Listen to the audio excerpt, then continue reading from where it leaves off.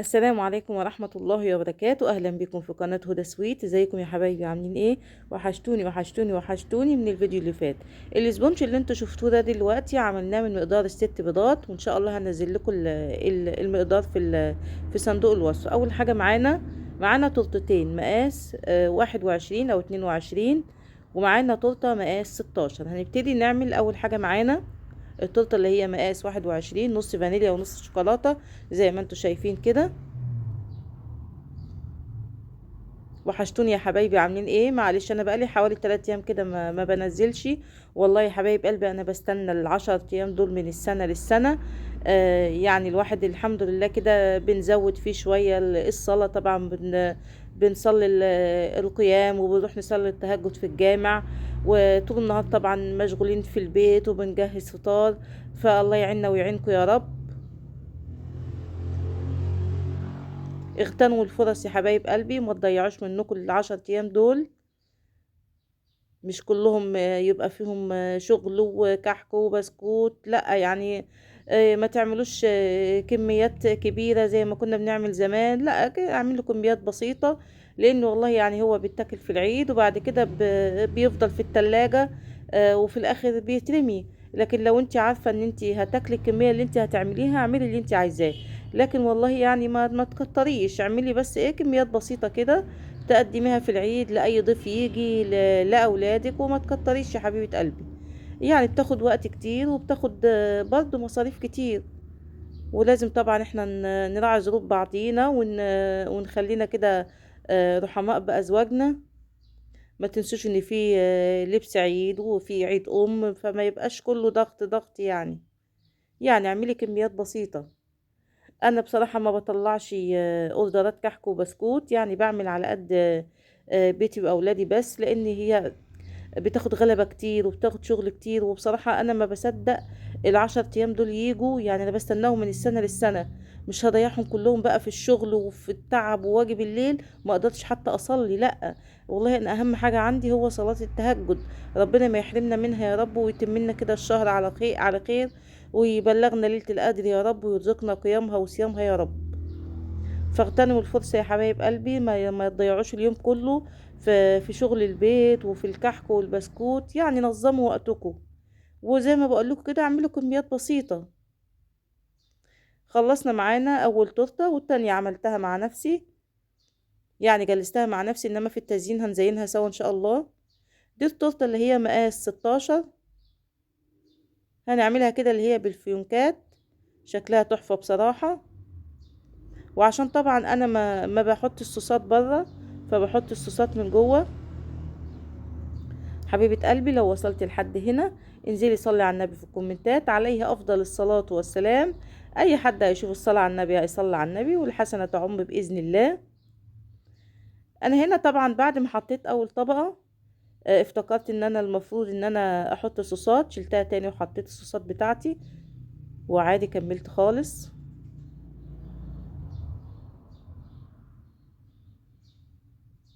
برضه هحط هنا، حطيت في الاول جيلو مانجا، هنحط جيلو فراولة، ونحط التالت طبقة.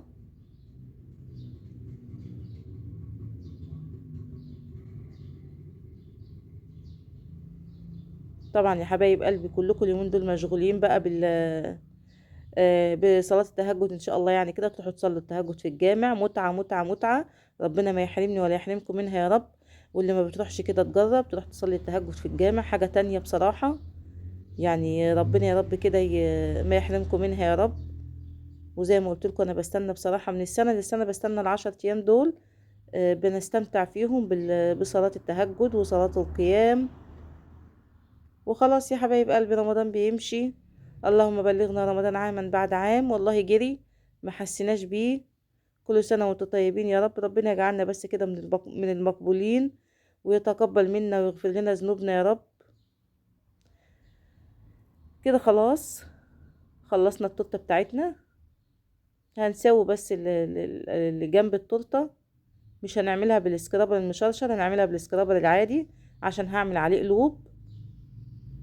التورته دي صاحبتها كانت قالت لي انها عايزه تتعمل القلوب كده بكريمه سودا، والستان الاسود. بصراحه انا ما بحبش الكريمه السمراء قوي، لانها طبعا بتبقع في البق والايد، ما بتبقاش ظريفه يعني. فانا بستبدلها باللي هو جناش الشوكولاته، وبتبقى تحفه وجميله، وطبعا طعمه احلى. اول حاجه كده هنعمل روزيتات حوالين التورته بتاعتنا، ونحزم التورته بتاعتنا برضو. بتستخدمي التب الصغير اللي هو بتاع مكنه البيتي فور ده، لان هي كده كده التورته صغيره يعني، مش هتروحي تعملي روزيتات كبيره هيبقى شكلها مش حلو. هي بصراحه كان شكلها جميل، زي ما انتم شايفين كده. عملت روزيتات تحت الروزيتات اللي انت عاملاها حوالين التورته، تحتها على طول ادت شكل تحفه زي ما انتم شايفين كده. وده جناش الشوكولاته، اظن مفيش فرق بينه وبين الكريمه السمراء، وهو طبعا احلى في الطعم يعني مش هيبقع في البق بقى ولا حاجه. انما مشكله الكريمه السمراء او الكريمه الملونه عامه انها بتبقع في الايد والبق وشكلها مش ظريف. لكن زي ما انتم شايفين كده جناش الشوكولاته تحفه. انت بتستخدميه وهو جامد يعني، هو لما بيفضل اما بيتعمل وبيقعد شويه بيجمد. او ممكن تحطيه في التلاجة شويه، لو انت مثلا في الصيف بتحطيه في التلاجة شويه بيجمد، وتقومي حاطاه في الكيس ومستعملاه زي ما انت شايفه كده. كان تحفه بصراحه وكانت جميله قوي. مفيش فرق بينها خالص وبين اللي هي معموله بالكريمه السمراء. انما لو هي كانت طلبت مثلا اللي هو اللي هي بالكريمه الحمراء اللي انا عملتها قبل كده، لا بعملها كريمه حمراء عادي. جبت هنا خله السنان بتاعتي وبكتب بيها عشان الخط يطلع مظبوط، وامشي برضو بجناش الشوكولاته كده عليها رقم 19. كل سنه وصاحبتها طيبه. هجيب هنا بقى الفيونكات بتاعتي، بكون مقصقصاها ومظبطاها وعاملاها شكلها رايقه وجميله. تلزقي كده الفيونكه من تحت عشان ما تبقاش مجنحه كده وشكلها مش حلو.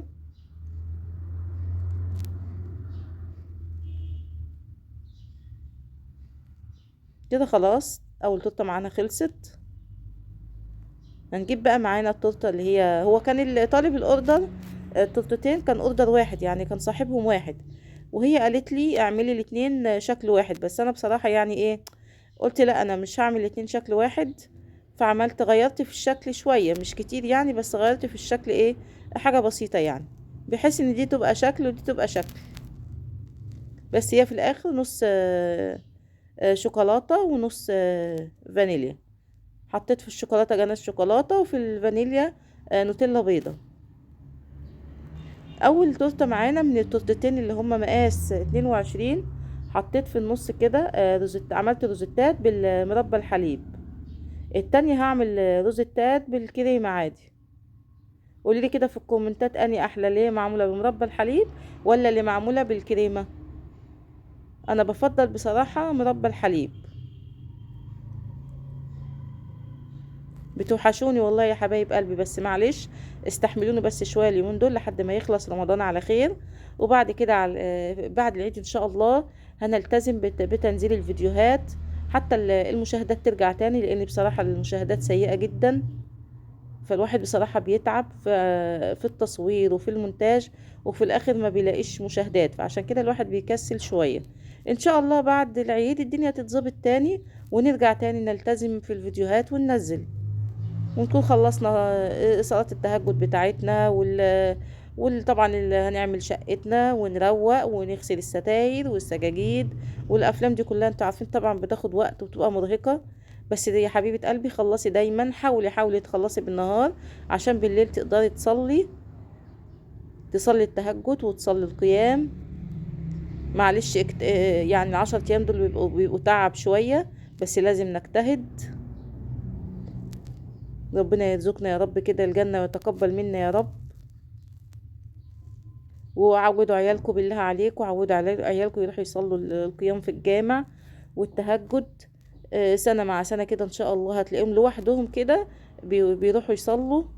ربنا يبارك لكم في اولادكم ويحفظهم.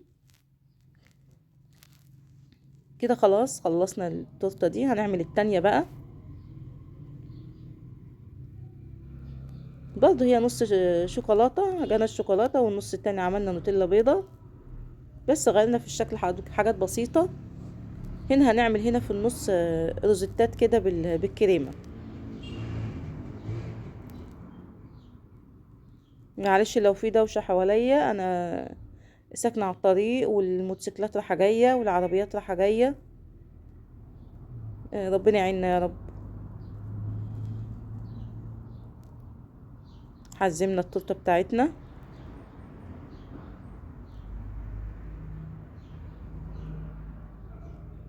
طبعا الشغل في رمضان كده كده قليل.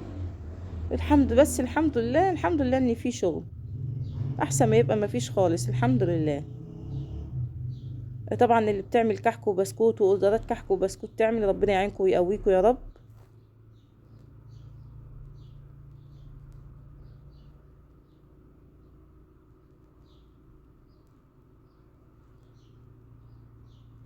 دي انا معلش نسيت، دي انا ما عملتهاش نوتيلا بيضة.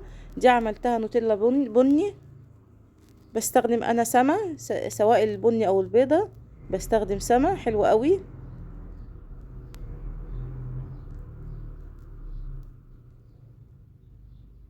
كده خلاص بفنش في التورته بتاعتي.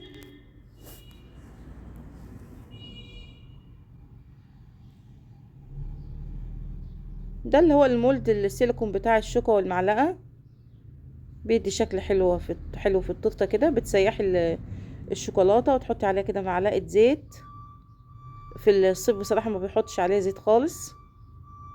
وبتقومي حاطه في المولد وحاطاه في التلاجة شويه. هنا قعدت ادور على كريسب الشوكولاته الصغنن، ما كنتش لاقياه وكنت مستعجله بصراحه وعايزه اخلص. فحطيت نقط كده من الجناش الشوكولاته ومشي الحال. وكده خلصنا الشغل بتاعنا. اوردراتنا النهارده ادي التورتتين والتورته التالتة، بسم الله ما شاء الله. والفيديو بتاعنا خلص، يا رب يكون عجبكم. وان شاء الله نتقابل مع بعض في فيديو جديد. كل سنة وانتم طيبين يا حبايب قلبي، ومع الف سلامة.